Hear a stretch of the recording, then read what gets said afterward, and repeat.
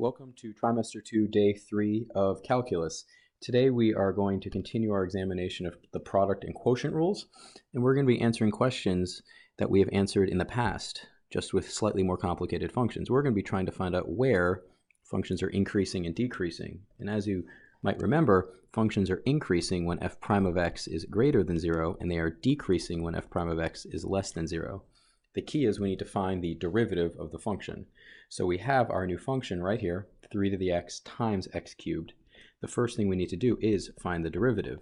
And we do that by doing the derivative of the first function, which would be ln 3 times 3 to the x times the other function, plus the original first function times the derivative of the second. So again, you have the function and its derivative times the other function and its derivative times the other function right there. Now, we want to know where the derivative is positive and negative. So as we've done in the past, we're going to set it equal to 0, find out where it's equal to 0, and make a sign chart. It looks complicated, but we can factor out a bunch of stuff. There's 3 to the x. So let's pull out the 3 to the x, and that leaves us with ln 3. And notice how I'm putting parentheses around everything? That's really helpful to keep things nice and separated and clean. We still can factor out something else, which would be the x squared. We can factor it out there as well, leaving us with an x. So you'd end up with 3 to the x on the outside and x squared. And on the inside, ln 3, still an x right there, plus 3 equals 0.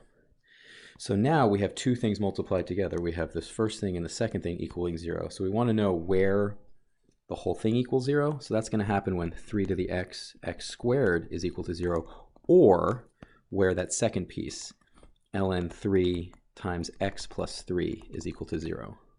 Key thing to realize over here is that 3 to the x is always positive, x squared is always positive, or 0. So the only time this equals 0 is when x squared is equal to 0, which is when x is equal to 0. Over here, we can put the x in front, make it x ln 3, subtract 3 on the other side, and divide, so you get x is equal to negative 3 over ln 3. And I use my calculator to find the decimal. So now I'm going to set up a sign diagram. Remember, you have 0 here, so that's the x value, and you want to know what the f prime of x value is, and negative 2.731. And then you have two pieces. You have 3x x squared and ln 3x plus 3. And you want to know what happens when you plug in those values. Well, 3 to the x squared is always going to be positive or 0. It's always positive or 0. 3 to any power is either going to be really small or positive. It's always positive. It can be small or big. So it's always positive no matter what you plug in. It's positive, positive, positive. What about ln 3 times x plus 3? Let's choose numbers to plug in. Plug in 1.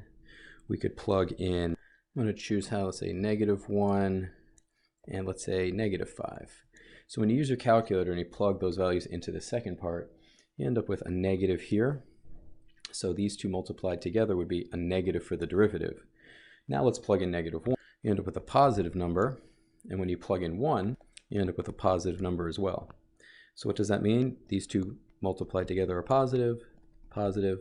So what does that mean? It means that it is decreasing from negative infinity all the way up to negative 2.731, which is that number right there. And it is increasing in two places. Negative 2.731 comma 0 union 0 to infinity. Note, we can't just join these two because at 0, the function is either increasing or decreasing. Now, how could we verify this? Well, let's see what the graph looks like.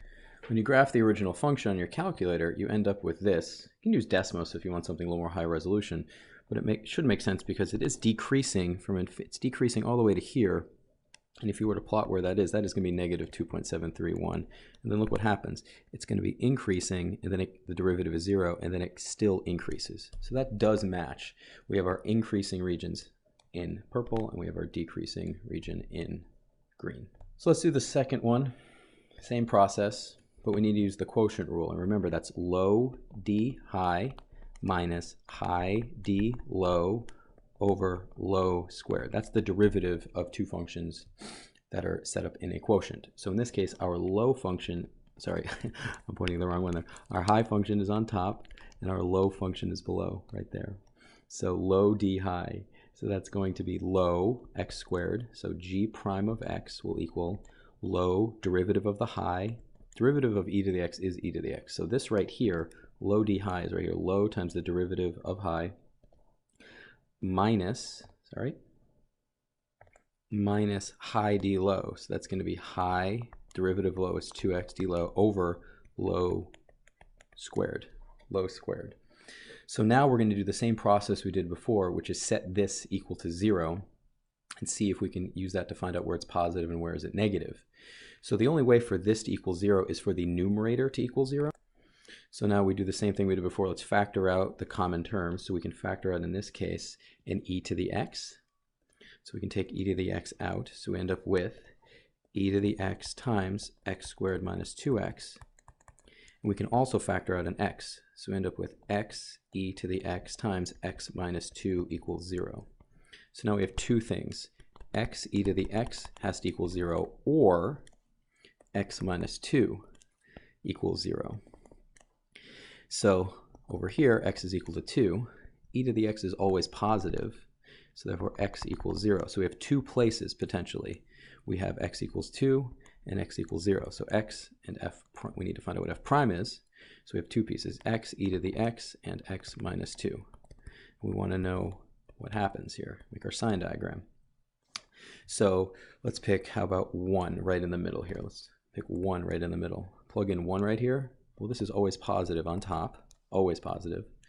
What happens when you plug in 1 right there? Well, that'll be negative 1, so that's negative right there. So what happens if we plug in 3? Plug in 3, you get positive number there. What happens if you plug in negative 1? You get a negative number there. So what do you end up with? Negative, negative, positive, because you're multiplying them together. So we can check this with a graph. Oh, and before I go on, it's not always positive up top. That is my mistake. So if you plug in a 1 right there, it definitely will be positive.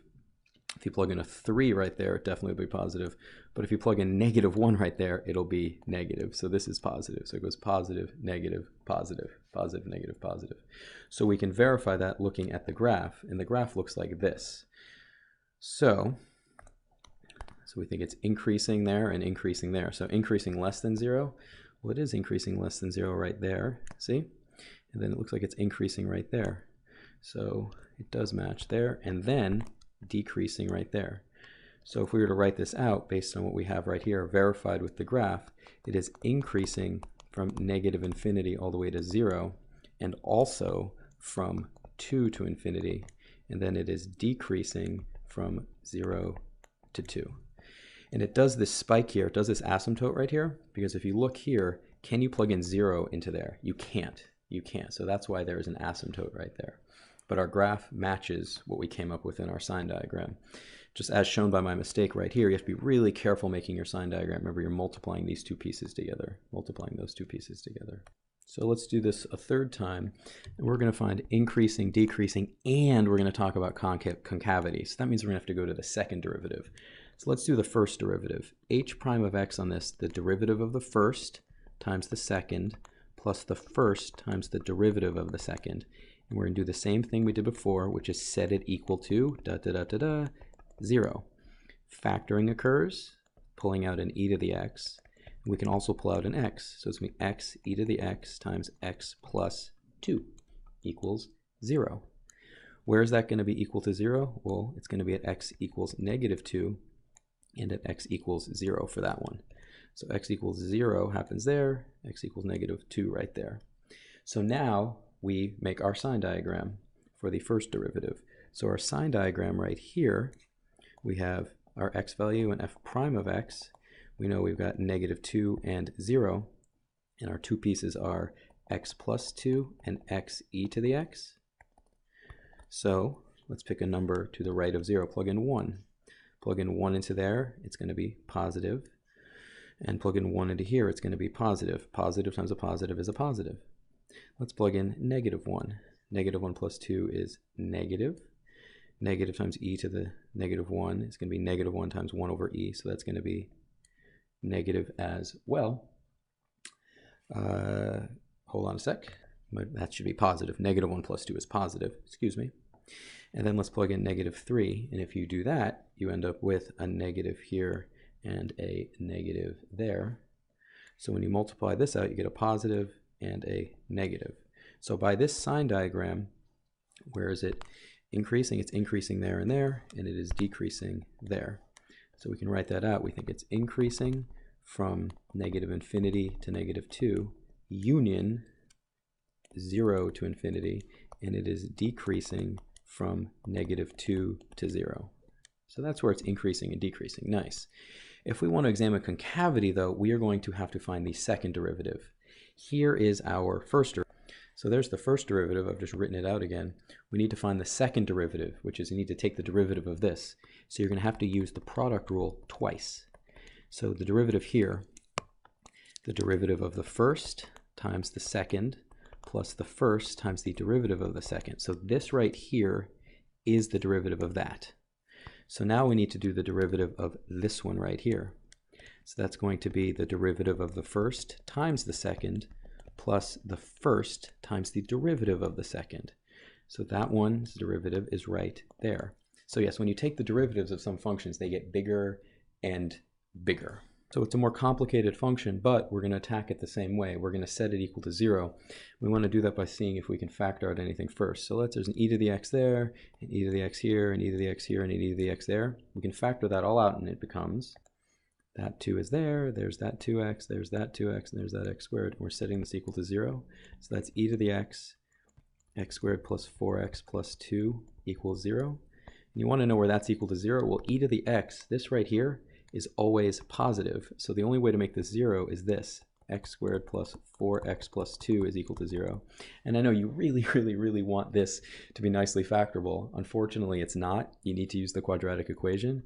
And if you do, you end up with x is equal to negative 2 plus or minus the square root of 2. And then you have to make a sign diagram for these two numbers. So over here you have negative 2 plus root 2. Over here you have negative 2 minus root 2. And you have three regions to test. You have this region, and then the purple region right there. You have three regions to test. So you have to test whether the second derivative, which is right here, this is the second derivative right here, is positive or negative.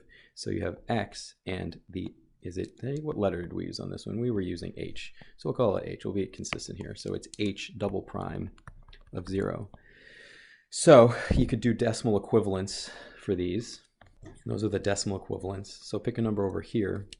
So it's what's to the right of negative 0.5? Well, let's just pick 0 on this right here. What's between these two? I'd say about negative 2, and how about negative 4? And you want to take those three numbers and run them into the second derivative, which is this function right there.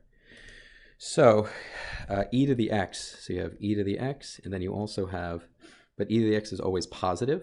It's always positive, no matter what you plug into it. So you're really only interested in this part right here, which is x squared plus 4x plus 2. That's going to dictate the entire thing. So if you plug in 0 into this, it ends up being positive. What happens if you plug in negative 2? Plug in negative 2 and you get 4 minus 8 plus 2. 4 minus 8 is negative 2, so it's going to be negative in the middle. What about negative 4? You get negative 16 plus 16, sorry, you plug in negative 4 right there, you get 16 minus 16 plus 2, it's positive. So therefore, what did we find? It's concave down from negative infinity to negative 2 minus root 2. So concave is, sorry, that's concave up. Concave up, that's the left one. Union 0 to infinity, and then it's concave down, the middle one right here, which is going to be negative 2 minus root 2 all the way to 2 plus root 2. These processes are the same. You find the derivative, you set it equal to 0, and you find out where it's positive and negative with a sign chart. The functions in the derivatives get more complicated, so you have to be more careful.